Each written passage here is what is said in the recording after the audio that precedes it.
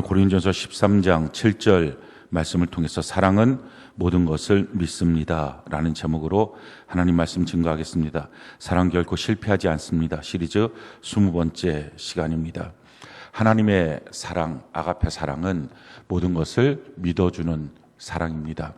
하나님 우리를 이렇게 모든 것을 믿어주셨습니다. 여기서 모든 것이라고 하는 단어는 항상, 언제나, 끝까지라는 것입니다. 하나님은 어떤 상황에 우리가 놓여 있든지 항상 사랑하십니다. 그리고 끝까지 사랑하십니다. 그것이 바로 하나님의 사랑, 아가페 사랑, 모든 것을 믿는 그 사랑입니다. 그렇다고 해서 그 사랑이 맹목적인 사랑은 아닙니다. 그저 내 새끼는 다 옳지, 내 새끼는 아주 다 최고지, 그래서 그냥 감싸주는 그런 의미의 사랑은 아닙니다. 도리어 더 명확하고 분명하게 참된 사랑은 정확하게 봅니다. 그 욕심이 들어간 잘못된 사랑이 자기 자녀 그냥 품에 안고 내 자녀 다 이해하고 용납하고 최고다, 그렇게 키웁니다.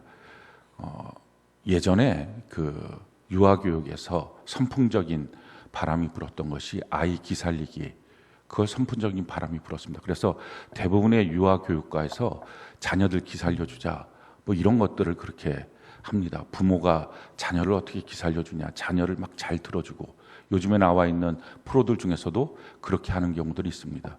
근데 우리가 꼭 기억해야 될 것은 어렸을 때 자녀를 기살리기만 하면 반드시 커서는 그 자녀는 평생 기죽어 삽니다. 왜냐하면 사회성을 배운 적이 없는 거예요. 그 자녀 그냥 기만 살려준 거니까. 예의를 가르쳐줘야 사회 속에서 제대로 사는데 그게 아니니까, 그러니까 평생 사회로부터 왕따 당하고 버림받고 이렇게 기죽어 삽니다. 제대로 자녀를 사랑하는 것은요, 제대로 자녀를 보는 것입니다. 하나님의 사랑, 모든 것을 다 믿어준다. 이 말은 항상, 언제나, 끝까지 믿어준다는 것은 맹목적인 게 아니라 정말 정확하게 그를 보고 그에게 가장 최선의 방법이 무엇인지를 끊임없이 사랑하는 마음을 잃어버리지 않고 그것을 사랑하면서 믿어주는 것입니다. 예수님이 이렇게 사랑을 하셨습니다.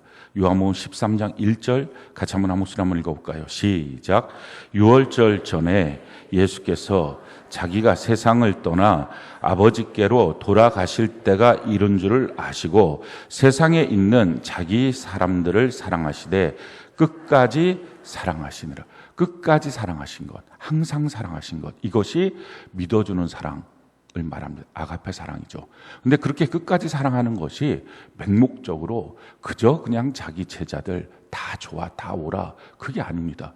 그렇게 사랑하실 때 이미 유다의 배신과 베드로의 3번의 부인할 것을 다 아시면서 사랑하신 겁니다.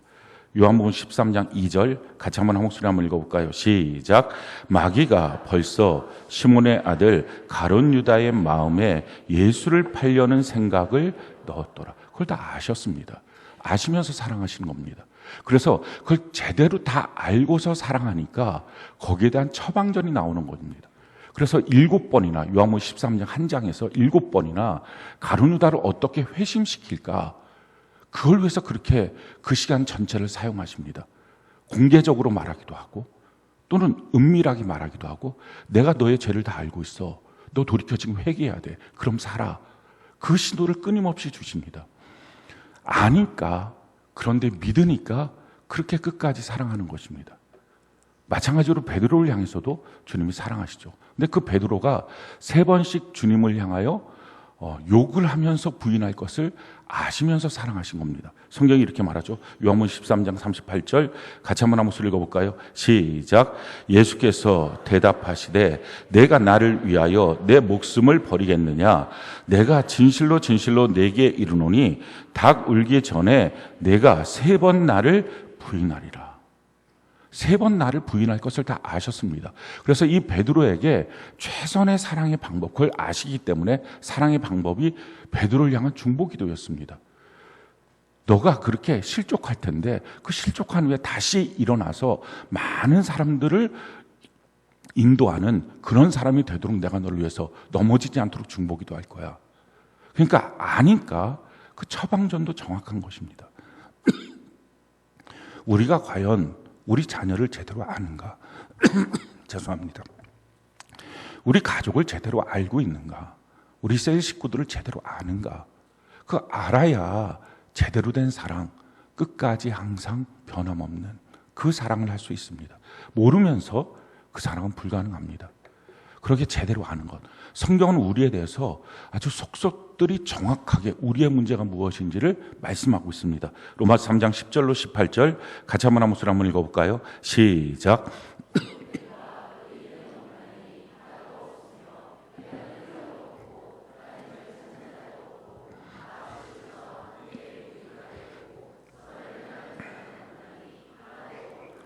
그들의 목구멍은 열린 무덤이요 그 혀로는 속임을 일삼으며 그 입술에는 독사의 독이 있고 그 입에는 저주와 악독이 가득하고 그 발은 피 흘리는 데 빠른지라 파멸과 고생이 그 길에 있어 평강의 길을 알지 못하였고 그들의 눈앞에 하나님을 두려움이 없느니라 함과 같으니라. 사람들을 향해서 하나님은 아주 정확하게 아십니다. 의인은 없나니 하나도 없다. 혹시 여러분들이 의인인 척 하십니까? 이미 성경은 다 알고 있습니다. 의인 없다. 다 죄인이다. 사람들이 예수 믿으면서 자기가 어느 순간에 의인 된 줄로 착각합니다. 근데 우리는 영원히 탕감받은 죄인입니다. 탕감받은 의인이 된 적이 없는 거예요. 그래서 사도 바울이 마지막 순교하기 직전까지 내가 죄인 중에 괴수입니다. 그 고백이 그냥 겸손한 고백이 아니라 정당한 고백입니다. 우리는 한 번도 의인된 적이 없는 사람이에요. 의인은 없나니 하나도 없다. 그러면서 뭐라고 말합니까? 깨닫는 자도 없고, 말씀을 좀 깨달았다고 자기가 누군가를 가르칠 수 있다고 생각하십니까? 깨닫는 자도 없다는 것입니다. 하나님을 찾는 자도 없고 다 치우쳐. 우리는 정상적인 이 정도를 걷는 사람은 하나도 없다는 것입니다. 다 치우쳐 있다는 것입니다. 이쪽 저쪽으로 치우쳐서 그래서 무익하게 되고 선을 행하는 자는 없나니 하나도 없도다. 여러분들 교회 안에서 교회 안에 유익한 존재가 된다라고 생각하십니까? 성경은 말해요. 다 무익하다. 다 쓸모없다는 것입니다. 이 성경의 진단이 지금 우리를 향한 아주 정확한 진단입니다. 자기가 뭔가를 하면 내가 교회 안에서 유익한 존재가 됐지. 내가 세상 속에서 유익한 존재가 됐지. 선한 영향력을 행사하며 살아야지. 근데 성경은 말합니다. 다 무익한 자야. 다 쓸데없는 자야. 그게 너희의 본질이야. 이렇게 정확하게 우리에게 하나님은 아시는 거예요. 지금 진단하고 계시는 거죠. 자, 그러면서 뭐라고 말하죠? 선을 행하는 자는 없나니 하나도 없도다. 한 명도 없다는 거예요. 혹시 이번 한 주간 내가 선을 행했지? 근데 하나님 말합니다. 하나도 없어. 이게 지금 우리의 모습이다. 라는 것입니다. 그러면서 이렇게 말하죠. 그들의 목구멍은 열린 무덤이요. 그냥 이 입에서 나오는 것들이 다 정말 악하고 더러운 것, 열린 무덤처럼 죽이는 말만 나오고 그 혀로는 속임을 일삼고 그 입술에는 독사의 독이 있고 그 입에는 저주와 악독이 가득하고 그 발은 피 흘리는 데 빠르고 파멸과 고생이 그 길에 있어. 그러니까 피 흘리는 데 빠르고 막 달려가는데 자기는 제 딴에 뭔가를 하지만 파멸과 고생이 끊임없이 그 앞에 있다라는 것입니다. 평강의 길을 알지 못하였고 그들의 눈앞에 하나님을 두려워함이 없다. 이게 우리 본질이라는 것입니다. 그래서 이 본질을 아시는 하나님이 우리를 향하여 항상 끝까지 변함없이 사랑하십니다. 그 사랑의 결론이 뭡니까? 너는 너 힘으로는 구원받을 수 없어. 자력 구원 안 돼. 라는 거예요. 그래서 예수님을 이 땅에 보내신 거예요. 우리가 우리 힘으로 구원받을 수 없고 우리 힘으로 천국 갈 수 없기 때문에 자력 구원은 안 된다. 혹시 여러분들이 조금만 노력하면 그 안에서 내가 조금만 힘을 쓰면 내가 하나님 말씀 조금만 더 알면 지금처럼 이렇게 열심히 달려가면 나 천국 가겠지. 성경은 말합니다. 한 명도 없다는 거예요. 그럴 수 있는 가능성 하나도 없다. 지금이라도 하나님의 은혜가 걷어지는 순간에 지금 이런 완전한 죄인의 덩어리, 그게 우리의 모습, 본질이라는 것입니다. 그래서 이렇게 말하죠. 로마서 3장 23절로 24절 같이 한번 목소리 읽어볼까요? 시작. 모든 사람이 죄를 범하였음에 하나님의 영광에 이르지 못하더니 그리스도 예수 안에 있는 속량으로 말미암아 하나님의 은혜로 값없이 의롭다 하심을 얻은 자 되었느니라. 모든 사람이 죄를 범하여서 하나님의 영광에 이룰 수 없다. 이게 진단입니다. 우리는 자력으로 무엇인가 할 수 없어요. 하나님 앞에 설 수도 없는 존재입니다. 그러니까 우리가 무엇인가를 하는 것이 내가 지금 선을 행하지, 내가 선한 영향력을 위해서 살아가야지, 내가 교회 안에서 뭔가를 하니까 유익하지, 교회에 유익하지, 이런 마음을 가지니까, 성경과 정반대의 마음, 이게 세상 마음이거든요. 그러니까 자기가 뭔가를 하면서 교만해집니다. 기여하고 있다고 착각합니다. 그런 공로가 된다고 착각합니다. 근데 주님 말합니다. 야, 하지 마. 그럴 생각 갖고 있으면 하지 마. 이건 너가 완전히 구원받은 거에 대한 감사만이 있지, 그거 너가 한다는 기여는 전혀 없어 라고 지금 주님 말씀하시는 거예요. 그러니까 이 생각의 틀을 완전히 바꿔버려야 됩니다. 여러분들 교회 안에서 어떤 일꾼입니까? 리더입니까? 그래서 내가 뭔가를 기여하고 있다고 생각합니까? 주님 말씀합니다. 그런 생각이면 하지 마. 아무것도 없어. 하나님 앞에 설 수 있는 자가 없어. 그래서 하나님이 하신 우리를 향한 최고의 사랑이 뭐죠? 이렇게 말씀하시는 거예요. 로마서 3장 24절, 우리 같이 한번 읽어볼까요? 시작. 그리스도 예수 안에 있는 속량으로 말미암아 하나님의 은혜로 값없이 의롭다 하심을 얻은 자 되었느니라. 예수 그리스도의 십자가의 속량으로 우리 죄를 다 사하여 주셔서, 그래서 우리가 값없이 의롭다 하심을 얻은 자 된 것입니다.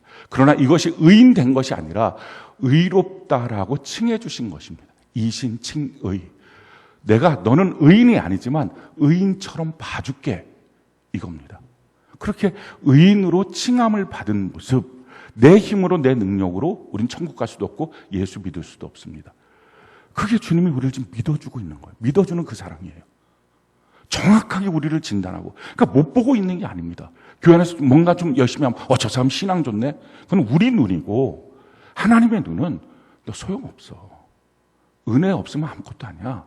지금 이렇게 말씀하는 것입니다. 하나님의 속량으로 너가 거듭났다. 그러니 우리가 하나님과 같은 시선이 되려면 끊임없이 내 힘 갖고는 안 됩니다. 난 완전히 없는 겁니다. 오직 주님의 사랑만이 내게 필요하고, 주님의 은혜가 없으면 난 단 하나도, 선한 것 하나도 할 수 없습니다. 이 고백을, 이 진실한 마음을 가질 때 하나님과 같은 시선에 있는 것입니다. 그런 우리를 향해서 하나님이 믿어주는 사랑을 하는 거예요. 너가 그렇게 거듭났으니 그냥 그런 상태로 있어가 아니라 이렇게 말씀하시죠. 로마서 8장 29절로 30절 같이 한번 읽어볼까요? 시작. 하나님이 미리 아신 자들을 또한 그 아들의 형상을 본받게 하기 위하여 미리 정하셨으니 이는 그로 많은 형제 중에서 맏아들이 되게 하려 하심이니라. 또 미리 정하신 그들을 또한 부르시고 부르신 그들을 또한 의롭다 하시고 의롭다 하신 그들을 또한 영화롭게 하셨느니라. 이렇게 주님께서 우리를 영광의 길로 걸어가면서 예수님을 닮게 하십니다. 근데 이것도 우리의 노력으로, 우리의 힘쓰므로 되는 게 아니라는 걸 주님 아십니다. 그래서 주님이 이 길을 예비해 놓으신 것입니다. 그리고 그 예비한 길을 우리로 순종하면서 걸어가라는 것입니다. 그래서 성령 교회를 주시고 그 예비한 길을 걸어가라는 것입니다. 내가 알아서 신앙생활 할게요. 내가 열심히 할게요. 그건 다 불가능하다. 왜? 우리는 의인은 한 명도 없다. 언제까지? 평생. 아무리 신앙을 열심히 했다 할지라도 의인 되지 못한다라는 것입니다. 그래서 우리 자신에 대해서 주님이 알고 있는 것처럼 내가 아는 것, 그게 성경을 보는 이유예요. 우리는 세상에 살면서 꽤 내가 괜찮은 사람인 것처럼, 여기서 조금만 뭔가가 더해지면 괜찮은 사람인 것처럼 착각하면서 자기 만족으로, 자기 중심으로, 자기 위주로 살아가는 데 익숙합니다. 그런데 예수 믿는다는 것은 성경 중심으로 바뀌어지는 것입니다.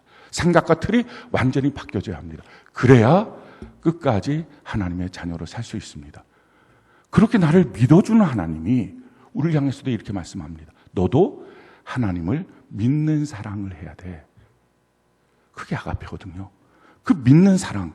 그래서 우리에게 말씀합니다. 이렇게 말씀하시죠. 요한복음 3장 16절 같이 한번 읽어볼까요? 시작. 하나님이 세상을 이처럼 사랑하사 독생자를 주셨으니 이는 그를 믿는 자마다 멸망하지 않고 영생을 얻게 하려 하심이라. 우리를 향하여 믿어주는 사랑을 하신 그 하나님이 우리를 향해서도 너도 나를 믿어야 돼 라고 말씀하십니다. 이 믿는다라는 건 뭐예요? 모든 걸 믿는 거. 하나님의 모든 걸 믿는 거. 항상, 언제나, 끝까지. 그러게 여러분들이 중간에 뭐 이런 문제가 생겨서 하나님께 원망하고, 이런 문제가 생겨서 불평하고, 왜 이렇게 하느냐? 진짜 신뢰가 안 된다. 이런 마음들을 갖고 있다면 지금 멸망하지 않고 영생이라는 말씀이 이루어질 수 없는 것입니다. 이 아가페 사랑, 하나님을 이렇게 믿는 사랑, 그걸 해야 된다. 그래야 영생이 있다라는 것입니다.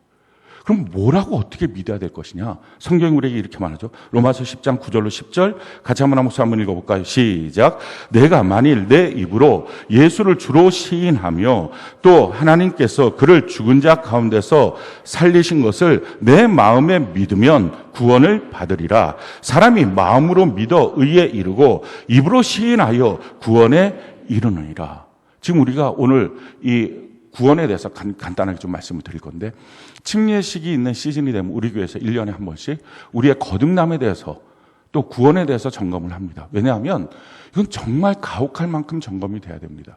성경을 보면 크게 우리 구원의 문제에 대해서 언급하고 있는 것이 두 군데가 있는데, 마태복음 7장 21절부터 23절까지 예수님의 산상수훈을 통해서 말씀하십니다.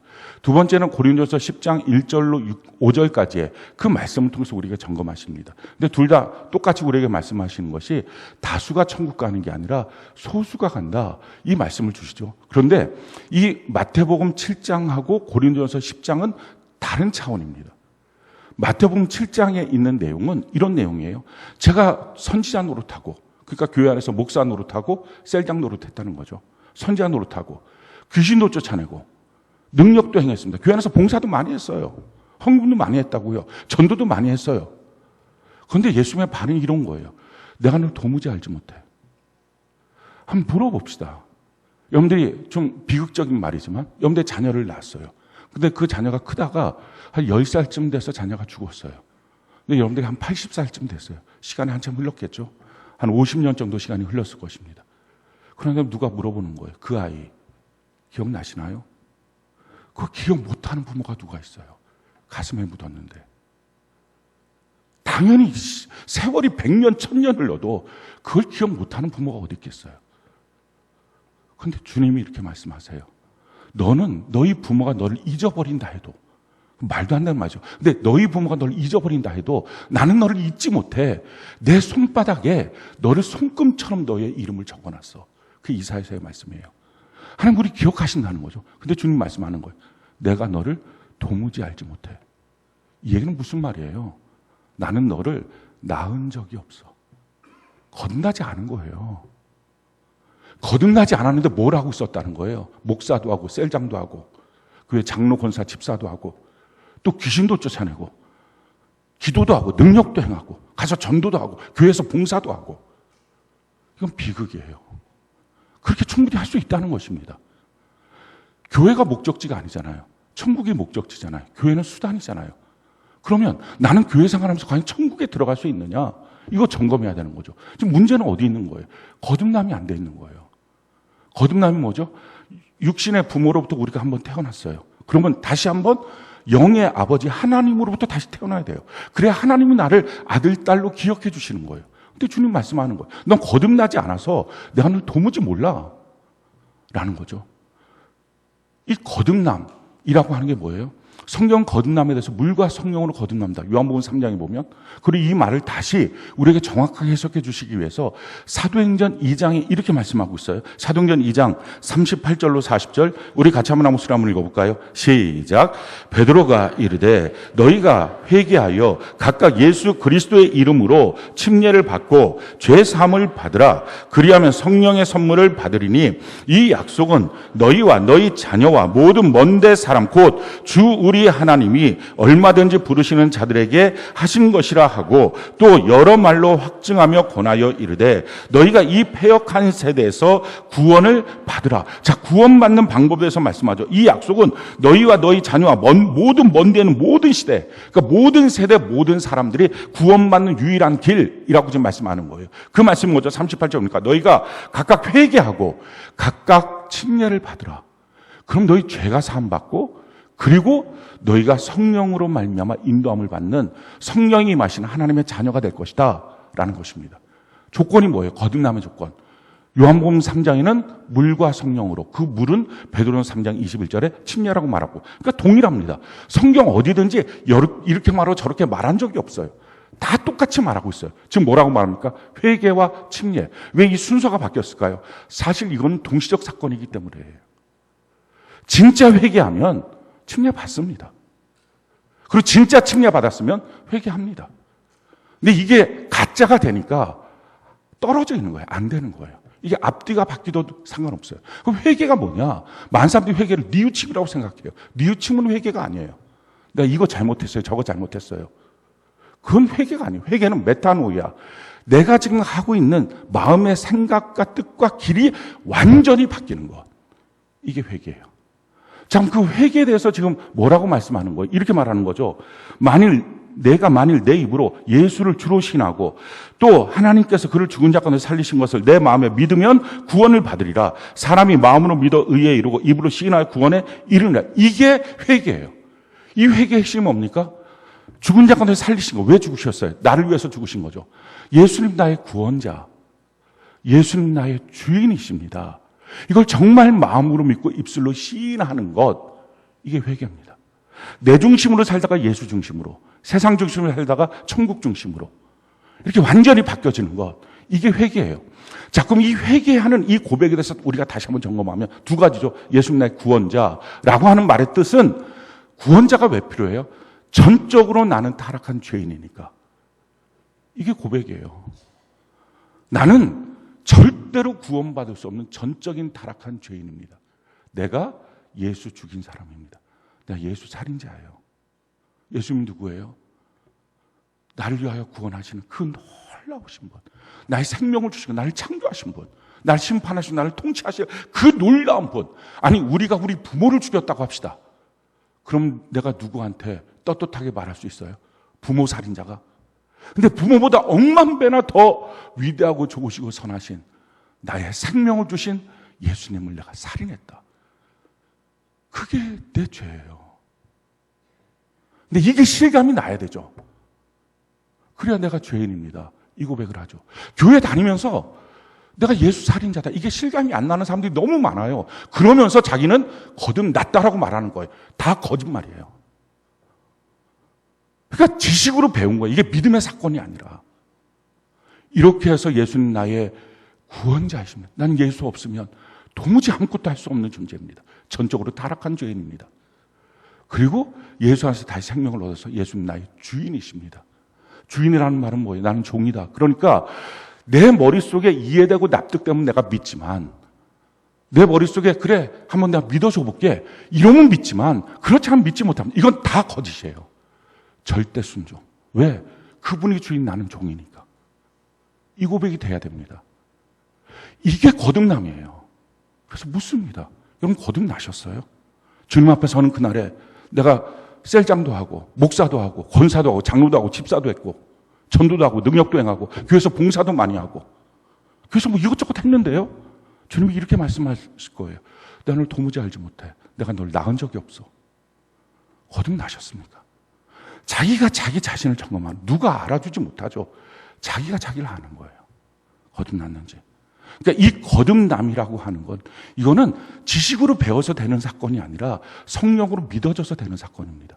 저는 오늘 이 예배를 통해서 성령 하나님께 여러분들이 간구해서, 최고의 핵심은 뭐예요? 주님, 알고 봤더니 나는 거듭난 적이 없네요. 거듭난 적이 없으니까 예수는 나의 주인이십니다. 나는 절대 순종하는 사람, 즉각 순종하는 사람. 그러니 신앙생활 하면서 순종이 맨날 어려운 거예요. 너무 큰 과제예요. 너무 힘들어요. 순종이 잘 안 돼요. 그거 거듭난 거 아니죠, 그러면. 거듭남이 뭐? 예수님 나의 주인이시라고 고백한 거거든요. 마음으로 입술로 시인하는 거. 그리고 내가 예수 죽인 사람, 그러니까 다른 사람에 대해서 용서하는 게 쉽습니다. 용서가 안 돼서 몇 날 며칠 밤을 새우고 손이 바들바들 떨리고, 이거 구원 점검해 봐야 돼요, 거듭남. 그래서 예수 믿는 사람의 특징은 뭡니까? 용서가 잘 되는 사람이에요. 왜? 예수님 십자가 했으니까. 그래서 자기가 마음이 완전히 그냥 분노로 그렇게 서도, 예수 믿는 사람은 누굽니까? 십자가 앞에 서면 멈춰지는 사람이에요. 내가 뭘 주장할 게 있나? 근데 그게 아니에요. 십자가 앞에 서든지 말든지 자기 기분 풀릴 때까지 쭉 간다. 그 거듭남 점검해 보셔야 돼요. 아닐 가능성이 99.9%예요. 성경적으로 보면. 거듭남 또 어떤 역사가 있어요? 하나님 나라가 보여요. 물론 처음부터 명확하게 다 보이진 않아도, 어린아이가 태어나면 눈은 있고 시력은 있어도 모비를 통해서 시력 조정을 해야지만 보이는 것처럼 마찬가지로 태어나면 정확하게 다 보이진 않아도 점점점 하나님의 말씀을 들으면 교회 안에서 보여집니다. 구체적이 됩니다. 성경이 실제로 내가 사는 삶보다 더 믿어집니다. 그게 거듭남이에요. 주님 말씀하죠. 너가 교회 안에서 무슨 생활을 해도 어떤 봉사를 해도 거듭나지 않았으면 나는 너를 도무지 몰라. 이건 최고의 비극입니다. 오늘 저는 여러분들의 마음속에 점검해 봤으면 좋겠어요. 이 거듭남의 사건은요, 하나님이 우리를 믿어주는 최고의 사건이었어요. 우리 같은 자 의인 없고 하나도 없고 완전히 버림받을 존재인데 하나님 우리를 믿어서 예수를 대신 죽이시고 그걸 너가 믿으면 이 거듭남의 사건을 줄게. 하나님의 아들, 딸이 되게 해줄게. 이거예요. 이게 얼마나 놀라운 사건입니까? 그러고 난 다음에 또 한 가지 우리의 구원에 대해서 점검하는 것은 태어났으면 자라나고 완성되잖아요. 그런데 고린도서 10장 1절 5절에 보면 태어난 게 분명한 사람이 있어요. 태어났어요. 그래갖고 성경은 말합니다. 모세에게 속하여 홍해를 건너므로 침례를 받았고 반석 대신 예수 그리스도 안에서 그들이 하늘의 양식도 먹고 그 생수의 강을 성령의 그 생수를 마셨다. 그러니까 거듭나고 양육받고 있었다는 것입니다. 근데 성경은 말해 그들의 다수를 하나님 기뻐하지 않았다. 왜 기뻐하지 않았느냐? 이유가 뭐예요? 거듭남의 믿음, 거듭남의 정신을 중간에 상실해버린 거예요. 거듭남의 정신이 뭡니까? 나는 없는 거예요. 예수님 주인. 나는 절대적인 죄인. 평생 나는 의인된 게 아니라 하나님의 의인으로 인정받아 주신, 칭해 주신 용서받은 죄인. 근데 중간에 그게 교회 생활하면서 잊어버린 거예요. 내가 의인된 것처럼, 내가 선생된 것처럼, 나는 꽤 괜찮은 사람 된 것처럼 하는 순간에 그 거듭남의 정신이 상실되니까 잃어버린 거예요. 그래서 우리가 정말 중요한 거예요. 침례식 때마다 우리가 한 번씩 점검을 합니다. 진짜 거듭났는지. 그거 지식이 아니거든요. 사람들한테 물어봐요. 성도한테 물어봐요. 그럼 나 거듭났다. 아, 거듭나지 않았다 그러면 창피합니까? 그 창피한 게 문제가 아니라 주님 앞에 서는 날 널 모른다고 하는 게 진짜 이게 부끄럽고 이게 지옥 가는 운명이 되는 거죠. 근데 지금 우리가 제가 아무리 생각해도 이게 지식으로 들어온 거지, 교회 오래 다녀서 이게 정말 지식의 사건이야. 내가 하나님 앞에 난 전적으로 안 되는 사람입니다. 평생 그렇게 고백하는 거죠. 하나님만이 나의 전적인 주인입니다. 나는 내 머리에 들어오고 말고 뭐 생각하고 받아들이고 말고 상관없이 주의 명령이라면 아멘입니다. 그리고 순종합니다. 이게 되어 있는 거. 그리고 침례를 통해서 그걸 상징적으로 보여주는 거죠. 물에 들어가면 나는 죽었고 물에서 올라오면 내가 태어났습니다. 다시 태어났습니다. 거듭남. 그러니까 이게 한 세트처럼 움직여지는 것입니다. 근데 여기서부터 나 침례 뭘 받아? 굳이 받을 필요 있어. 물론 다른 데서 세례를 받았으면 그 믿음을 갖고 세례를 받았으면 형식적인 게 아니라 그럼 뭐 굳이 또 받을 필요가 있겠어요. 그러나 그게 아니라면 난 아니야 라고 하는 사람은 이미 거듭남이 안 돼 있는 거예요. 나 전적인 죄인, 하나님의 은혜로 내가 예수를 믿게 됐고 예수 그리스도가 나의 주인, 난 절대 순종밖에 없습니다. 이게 됐다면 그 다음부터 순종이 왜 어려워요? 신앙생활 자기 한번 점검해 보세요. 거듭나셨습니까? 거기서부터 시작점이에요. 자, 이렇게 하나님을 믿어주신 거예요. 얼마큼? 자기 아들을 죽일 만큼. 그리고 하나님이 우리 보고도 믿으라고 말씀하시는 거예요. 그럼 너가 멸망하지 않고 영생을 얻어. 내 아들, 딸이 되는 거야. 그리고 천국까지 갈 수 있는 거야. 라고 너무 놀라운 믿는 사랑을 우리에게 주신 것입니다. 그 믿는 사랑 안에 들어오면 우리 인생은 그때부터 진짜 바뀌어요. 완전히 바뀌어요. 요식 행사가 아니라 교회 안에 들어왔다 나갔다 하는 게 아니라 완전히 바뀌어요. 어떻게 바뀝니까? 5가지가 완전히 바뀌어요. 여러분들 그래서 스스로 점검해 보세요. 자기가 바뀌었는지, 거듭났다면. 천국은 보이고 순종은 쉽고 용서는 쉬운지 점검해 보셔야 돼요. 그리고 그게 아니라면 하나님께 진짜 내가 아직 거듭나지 못했어요. 주의 성령으로 내가 믿어지게 하시고 침례받게 하셔서 이제는 내가 하나님의 아들, 딸로 살게 해주세요. 이 진실한 고백을 해야 됩니다. 5가지가 바뀌는데 제일 첫 번째, 나라가 바뀌어요. 성경으로 이렇게 말합니다. 골로새서 1장 13절 같이 한번 목소리 한번 읽어볼까요? 시작. 그가 우리를 흑암의 권세에서 건져내사 그의 사랑의 아들의 나라로 옮기셨으니. 나라가 바뀌는 거예요. 마귀 나라, 흑암의 권세, 여기서 벌벌 떨면서 살던 우리가 하나님의 사랑의 아들의 나라, 예수 그리스도의 나라로 우리가 국적이 바뀌어지는 것입니다. 나라가 바뀌어진 것. 나라가 바뀌어지면 어떤 놀라운 일이 있을까요? 너무 놀랍죠. 해외를 나갈 때 내 여권이 달라져요. 어느 나라인지. 국내에서도 내가 주민등록이 있는 사람, 없는 사람. 이거 완전히 차원이 다릅니다.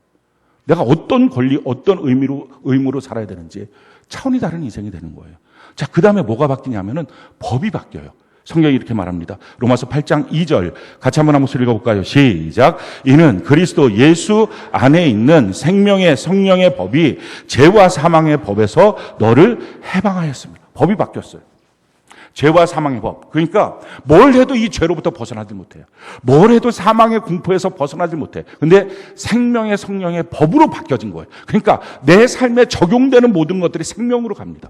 내 삶에 적용되는 모든 것들이 성령의 인도하심으로 바뀌어집니다. 이게 너무 믿어지는 거예요. 그 세상 삶이 겁나지가 않아요. 돈 때문에 전전긍긍, 인간관계 때문에 전전긍긍, 그거 안 해요. 법이 바뀌었으니까. 세 번째는 뭐가 바뀌냐면 공급자가 바뀝니다. 신명기 11장 10절로 12절 같이 한번 읽어볼까요? 시작. 내가 들어가 차지하려 하는 땅은 내가 나온 애굽 땅과 같지 아니하니 거기에서는 너희가 파종한 후에 발로 물대기를 채소밭에 댄과 같이 하였거니와 너희가 건너가서 차지할 땅은 산과 골짜기가 있어서 하늘에서 내리는 비를 흡수하는 땅이요 내 하나님 여호와께서 돌보아 주시는 땅이라 연초부터 연말까지 내 하나님 여호와의 눈이 항상 그 위에 있느니라. 너가 전에는 공급자가 누구였어? 내가 공급자였어요. 그러니까 내 발로 물을 대는 것, 그러니까 이 발로 물을 댄다는 게 무슨 말입니까? 내 인생을 사는데 내 발로 사는 거예요. 그게 이력서예요. 이력서로 사는 거예요. 발벌리, 살아온 역, 그게 한자잖아요. 내가 그동안 어떤 그 밟아가며 경험, 나의 자격증, 뭐 이런 것 만들면 살아왔느냐. 그거 자격증 한 줄 만들려고 거기에 쓰기 위해서 그렇게 노력하고 애쓰고 그거 갖고서 누구한테 바쳐서 회사 취직하고 발로 밟고 자기가 자기 것을 먹을 거 챙기면서 사는 인생. 이게 전에 우리가 살았던 삶의 방식입니다. 근데 이제 뭐라고요? 하나님이 돌보아주는 사람이 됐다는 거예요. 새초부터 새말까지 하나님은 날 돌보아주신다. 날아가는 공중의 새도 피어있는 들풀도 돌보신 하나님, 하물며 너희일까 보냐. 하나님 우리를 돌보아 주신다. 그러니 안심이 되는 거예요. 네 번째는요, 우리의 역할이 바뀌었어요. 우리가 저는 어떤 역할이었어요? 고린도후서 5장 21절 같이 한번 읽어볼까요? 시작. 하나님이 죄를 알지도 못하신 이를 우리를 대신하여 죄로 삼으신 것은 우리로 하여금 그 안에서 하나님의 의가 되게 하려 하십니다. 전에는 우리는 뭐였어요? 죄였어요. 어딜 가든지 우리는 죄에 영향을 주었어요. 근데 이제는 하나님이 쓰시는 의가 된 거예요. 주변 사람들이 어떻게 하나님을 말씀을 다 믿고 살아? 하나님 보여주는 거, 이 사람이 있다고. 너희랑 똑같은 사람인데 변화받았다고. 역할이 달라진 거예요. 마지막 다섯 번째, 우리의 위치가 바뀌어진 거예요. 우리가 전의 위치는 어떤 거였습니까? 성경이 이렇게 말해요. 요한복음 8장 44절 같이 한번 읽어볼까요? 시작. 너희는 너희 아비 마귀에게서 났으니 너희 아비의 욕심대로 너희도 행하고자 하느니라. 그는 처음부터 살인한 자요 진리가 그 속에 없으므로 진리에 서 있지 못하고 거짓을 말할 때마다 제 것으로 말하나니 이는 그는 거짓말장이요 거짓의 아비가 되었습니다. 우리 아비가 마귀라는 거예요. 그게 우리의 위치였어요. 마귀 자식, 마귀 새끼. 그게 우리 위치였다고요. 바리새인들 향해서, 그 당시 종교 지도자죠. 서기관들 향해서 예수님 말하면 이 독사의 자식들아, 그건 뭐 이 마귀 새끼들아. 그들은 그들의 본질이 안 바뀌었어요. 이 땅에는 모든 사람들은 그 안에 마귀의 본질이 있어요. 그러니까 거짓말이 너무 쉽고 다른 사람 미워하면 살인하고 싶은 마음이 너무 쉬운 거예요. 우리의 위치가 바뀌었어요. 어떻게 바뀌었습니까? 로마서 8장 15절 같이 한번 읽어볼까요? 시작. 너희는 다시 무소하는 종의 영을 받지 아니하고 양자의 영을 받았으므로 우리가 아빠 아버지라고 부르짖느니라. 양자의 영을 주셔서 하나님이 우리의 아버지가 되어주신 거예요. 이게 거듭남이에요. 사랑하는 성도 여러분, 다시 재차 묻습니다. 거듭나셨습니까? 자기가 점검할 수 있어요. 자기를 속이지 않으면. 거듭난 사람은 달라요. 거듭났는지 안 났는지, 종교생활 하는지. 그리고 거듭나서도 끊임없이 거듭남의 신앙과 정신으로 계속 사는 사람. 이것이 중요합니다. 이 거듭남의 사건이 어떻게 생긴 겁니까? 하나님이 우리를 믿어주셔서. 죄가 그냥 의인이 하나도 없는 우리 믿어주셔서 아들을 대신 죽이심으로 우리에게 이 거듭남의 은혜를 주셨어요. 그리고 거듭남은 어떻게 우리가 받았습니까? 우리가 하나님을 믿음으로 멸망하지 않고 영생을 얻은 것입니다. 믿음의 사건이 이렇게 중요해요. 하나님 말씀하시는 아가페 사랑, 그 모든 것을 믿어주는, 항상 끝까지 믿어주는 사랑입니다. 그리고 우리에게 지금 말씀하시죠. 너희 가정을, 너희 셀을 너는 믿어주고 있니? 우리가 아마 이렇게 답변하실 분들이 꽤 많을 거예요. 믿을 수 없어요. 왜 믿을 수 없어요? 믿어지지 않으니까. 믿어지도록 지금까지 행동한 적이 없으니까. 속만 터지게 하고 속만 아프게 했지. 한 번도 이 사람이 믿음의 대상이 돼본 적이 없으니까 아마 그럴 것입니다. 그래서 이렇게 말할 수 있어요. 믿도록 행동하면 믿을게요.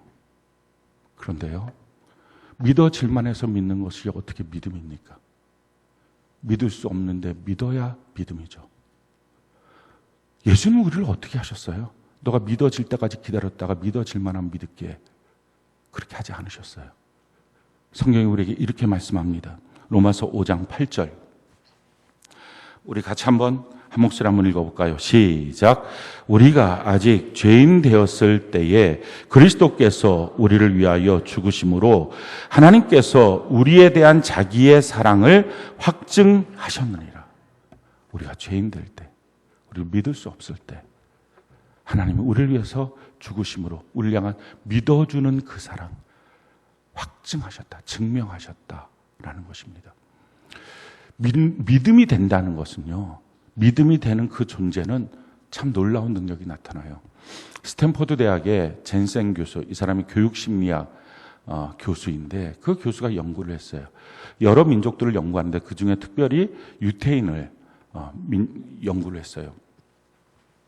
너무 놀라운 점을 발견한 거예요. 이 유태인들이 지금까지 노벨 경제학상의 수상자의 65%가 유태인이에요. 그리고 의학상, 노벨 의학상의 수상자의 23%가 유태인이에요.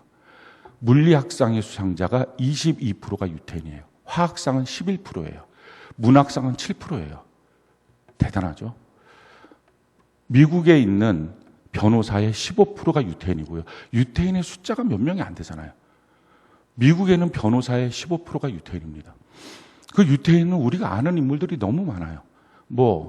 아인슈타인 그렇고 또 칼융, 프로이드 뭐 이런 사람들 다, 심지어는 칼 막스까지 유태인이에요.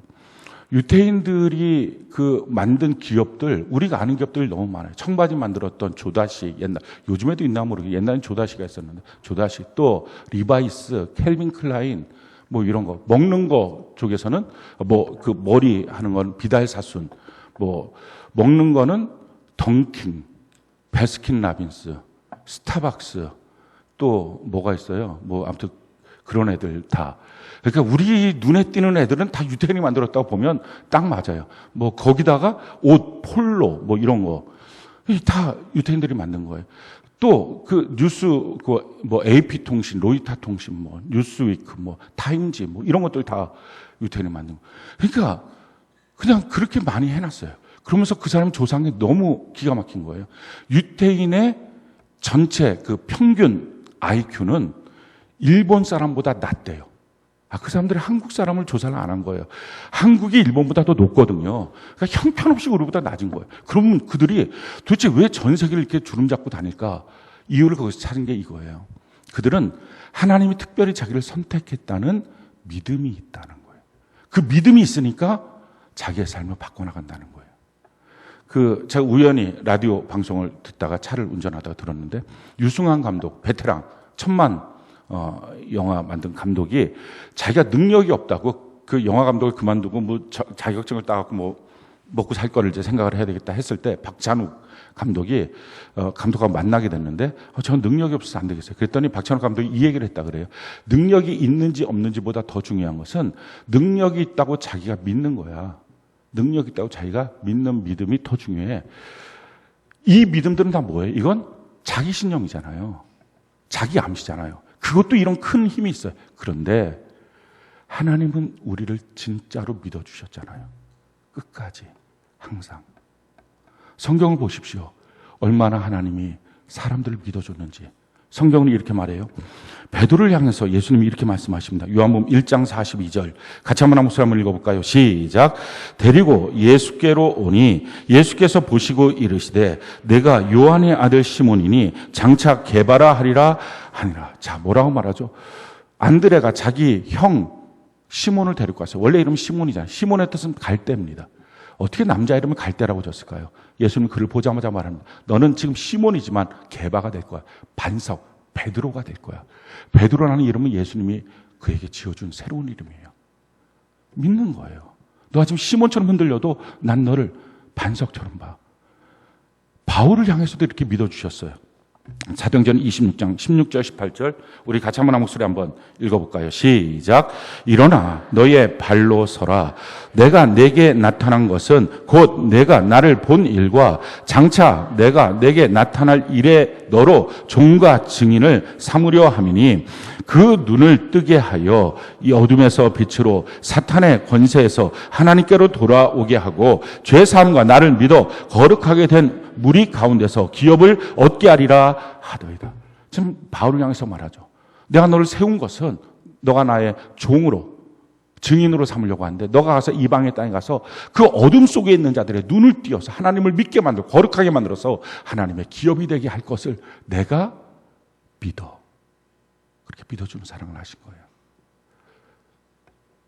사자들 중에서도 하나님 그 세운 자들을 다 믿어주셨어요. 성경이 이렇게 말합니다. 사사기 6장 12절 같이 한번 목소리 한번 읽어볼까요? 시작. 여호와의 사자가 기드온에게 나타나 이르되 큰 용사여 여호와께서 너와 함께 계시도다. 이 큰 용사여 라고 말할 때는요, 그 타작하는데 혹시라도 뺏어갈까 봐 아주 조그만한 데서 그냥 토닥토닥 타작하고 있는 이 밴댕이 소갈딱지 같은 이 기드온을 향해서 하나님 말씀하시는 거예요.